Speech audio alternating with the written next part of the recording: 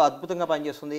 అన్ని స్కీములు చకచకా జరుగుతున్నాయి. 20 గంటలు పనిచేసే ముఖ్యమంత్రి గారు. ప్రతిపక్ష పార్టీ ఏదైతే 6 గ్యారంటీలు ఉన్నాయో 6 గ్యారంటీల అమల్లో ఫెయిల్ అవుతున్నారనే విమర్శ వినిపిస్తుంది.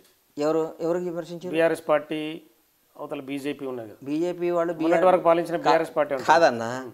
10 సంవత్సరాలు పరిపాలించి 60 రోజులు అయింది మాది. ఇంకా 60 రోజుల పరిపాలనలకి మాకు రోజు రెండో రోజు దగ్గర నుంచి 3వ తారీఖు 7వ తారీఖు రేవంత్ రెడ్డి గారు ప్రమాణ స్వీకారం చేస్తే 9వ తారీఖు ఇంకా రైతు బంధు పడలేదని ఆయన వనపర్తి నిరంజన్ రెడ్డి సాబ్ అన్నాడు. 7 నుంచి 9 నుంచి రోజు వాళ్ళకి మాజీ మంత్రి కేటీఆర్ కూడా రెగ్యులర్గా వాళ్ళకి అదే పని. కేటీఆర్ గారికి కానీ, హరీష్ రావు గారికి కానీ, ఈ మల్లారెడ్డికి కానీ, ఇట్లాంటి వాళ్ళందరికీ ఇదే పని.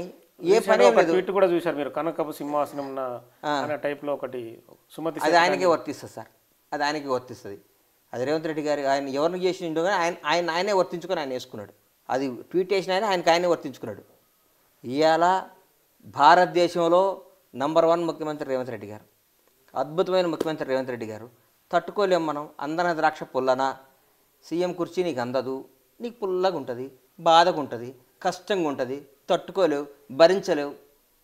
మరి తప్పదు. అది ఎవరికైనా నేర్చారు. మనిషి మానవ జన్మెత్తిన ఎవరికైనా, మనసు ఉన్నవాడికి ఎవరికైనా తప్పదు.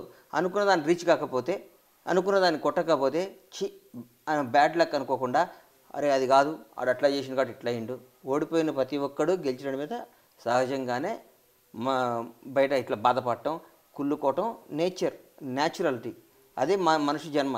మనం అవన్నీ అతీతం అయితే మనం భగవంతుడు అవుతాం కదా. ఏడుకొండల వాళ్ళలాగానో, పరమేశ్వరులాగానో, శ్రీరాముడిలాగానో, ఒక జీసస్ లాగానో, ఒక అల్లాలాగా అవుతాం కదా. కాము ఎందుకు కాబట్టి మనం మనుషులం కాబట్టి. మన కుళ్ళుబోతులు ఉంటాయి, అన్నీ మేమే ఉండాలి. తెలంగాణ రాష్ట్రం రాబోయే 50 ఏళ్ళు మేమే పరిపాలించాలి, ఇంకో ముఖ్యమంత్రి ఉండొద్దు, ఇంకెవరో రావద్దు, 10 ఏళ్ళు మా నాన్న ఉండాలి, ఇంకో 10 ఏళ్ళు నేను ఉండాలి, తర్వాత ఇంకో 10 ఏళ్ళు మా అబ్బాయి ఉండాలి, ఇంకో 10 ఏళ్ళు ఇంకొకరు రావాలి, ఇది మేమే పరిపాలించాలి, ఈ రాజ్యాన్ని మేమే శాసించాలని ఉంటే తప్పులేదు. ఆశపడటం తప్పులేదు. ప్రజల ఆమోదం కావాలి కదా అంటున్నా. ప్రజల ఆమోదం కావాలి కదా సార్. ఇవాళ వాళ్ళు గేటు బయట గద్దరానని కూర్చోబెట్టారు. అదే గద్దరానని గుండెల్లో పెట్టుకున్నాడు కాంగ్రెస్ ప్రభుత్వం. అదే గద్దరానికి సినిమా వాళ్ళకి అవార్డులు పెట్టిండుగా. అదే గద్దరాన విగ్రహం గద్దర్ పేరు మీద అవార్డు అని ప్రకటించారు. ఎలా ఉంది సినిమా వాళ్ళ రియాక్షన్? చాలా అద్భుతంగా ఉంది.